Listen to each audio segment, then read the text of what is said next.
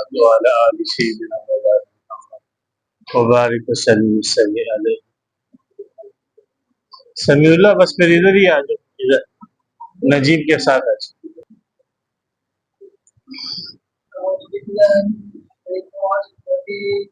بسم اللہ الرحمن الرحیم.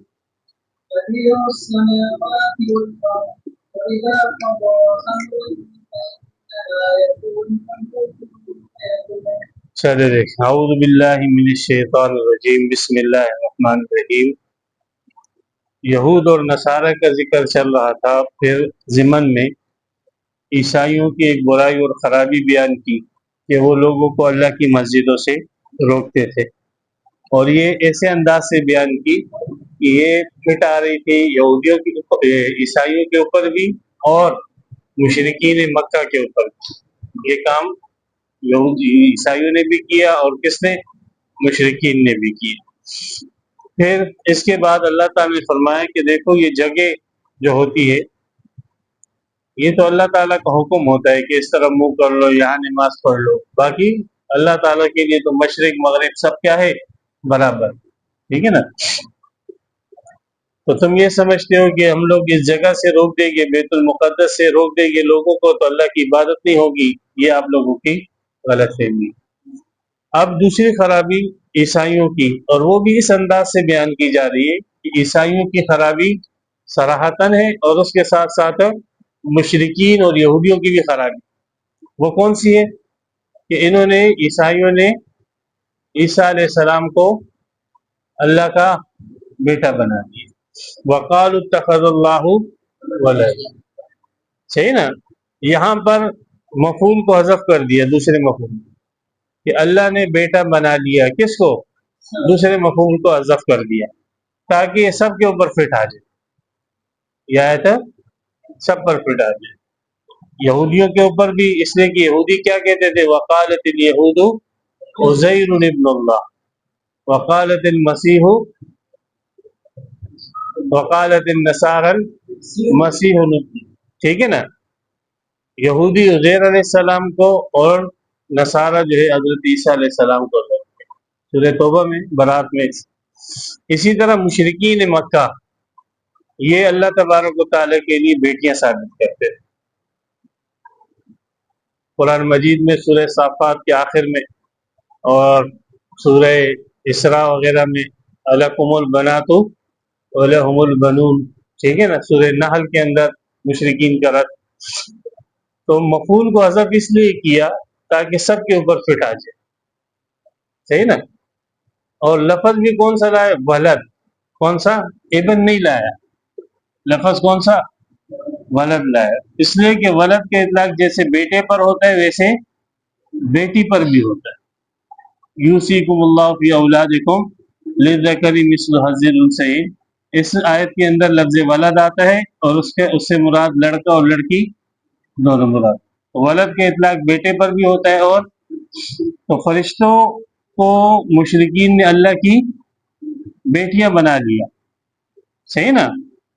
اور یہود نے عزیر علیہ السلام کو اللہ کا بیٹا بنا دیا، اور عیسائیوں نے عیسیٰ علیہ السلام. تو دیکھو اس لفظ کے اندر تینوں آ گئے. قالو، انہوں نے کہا. کنہوں نے؟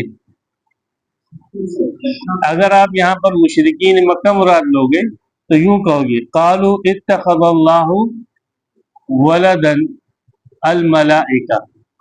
اللہ نے فرشتوں کو، ولد کا کیا ترجمہ کرو گے؟ بیٹیاں. اللہ نے فرشتوں کو بیٹیاں بنایا. سمجھ رہے؟ اور اگر کالو سے مراد کون لوگے؟ عیسائی. تو مفعول کیا نکالو گے؟ عیسیٰ علیہ السلام. اور ولد سے مراد پھر بیٹے کا ترجمہ کرو. صحیح نا؟ قالو، عیسائیوں نے کہا اتخذ اللہ ولدا عیسیٰ، کہ اللہ تبارک و تعالی نے عیسیٰ کو بیٹا بنا. اور اگر قالو سے مراد آپ یہودی مراد لو تو ولد سے بیٹا اور آگے عزیر لے کر آ جائے. ٹھیک ہے؟ موسیٰ نے عزیر. وقالو یعنی یہودیوں نے کہا اتخذ اللہ عزیرا ولدا، اللہ نے عزیر کو بیٹا بنائے. سمجھ رہے ہو؟ ٹھیک ہے نا.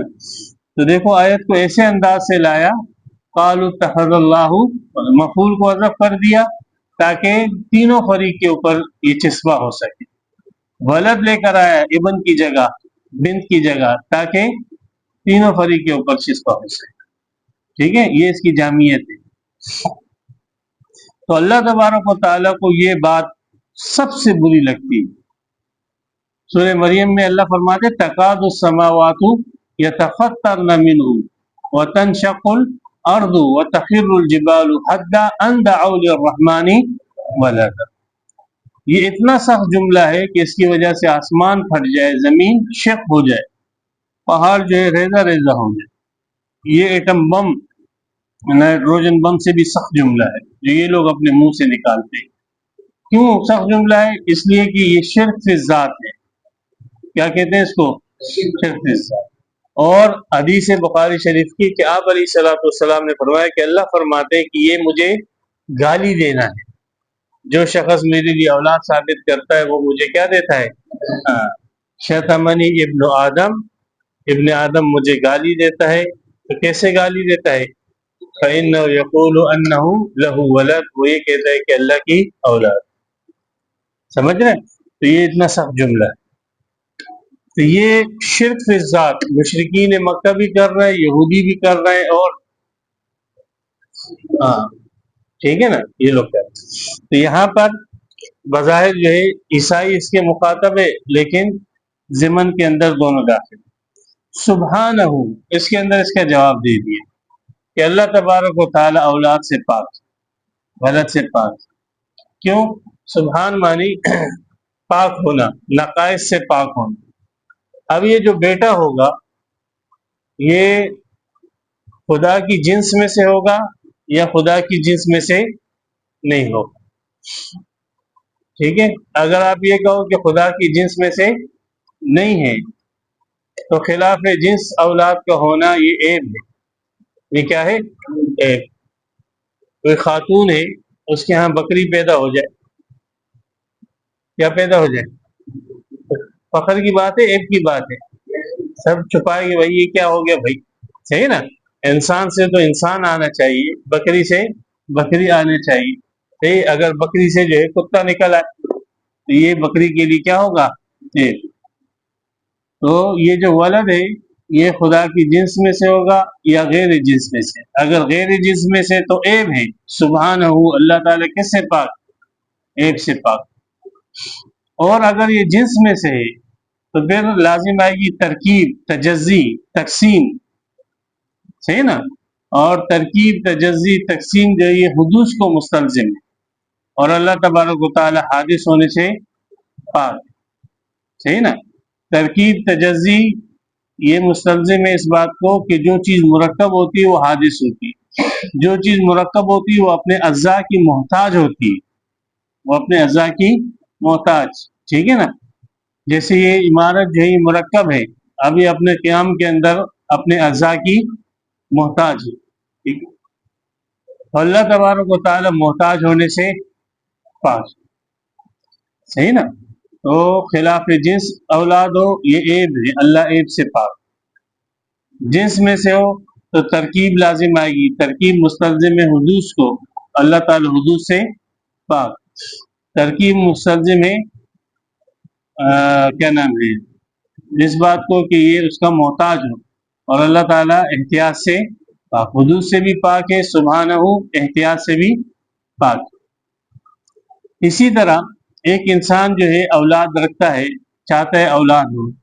کیوں؟ اس لیے کہ اولاد کے ساتھ میری قوت ہوگی، اولاد سے میری قوت. خاص کر جو قبائلی علاقے ہوتے ہیں اس کے اندر اولاد، اور خاص کر نرینہ اولاد کی بڑی اہمیت ہوتی ہے، اس لیے کہ ان کے ذریعے سے وہ شخص قوت اور طاقت حاصل کرتا ہے.